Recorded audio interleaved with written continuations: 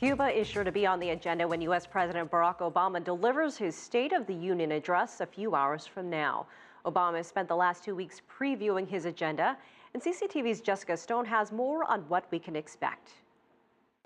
Well, we'll have to see if we can expect much new. As you mentioned, 2 weeks of rolling out agenda item after agenda item, all designed to make life for the middle-class American easier. Things like tax breaks, college education free, as well as more broadband around the world. But you mentioned Cuba, or around the country. You mentioned Cuba, though, and the First Lady will be hosting State Department contractor Alan Gross and his wife Judy in her box.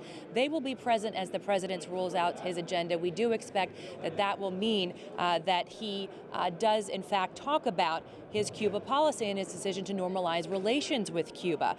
We'll also see that 3 members of Congress in protest have invited pro-democracy Cuban dissidents as a sign of protest of that policy. And of course, the president still needs the Congress to lift the embargo against Cuba.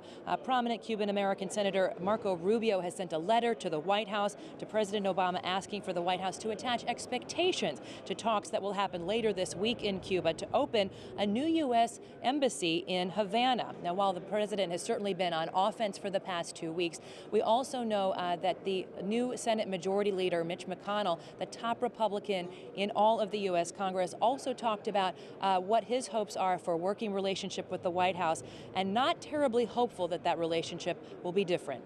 And if the president's ready to play offense, then we urge him to join the new Congress in playing offense on behalf of the American people. We can also expect to hear the president once again ask Congress to hold off on implementing new sanctions on Iran. There is a hearing on Wednesday where the administration will once again talk about what they see as the detriment of any new U.S. sanctions coming from Congress, even if they don't go into effect right away, because, as you know, those talks are right around the corner.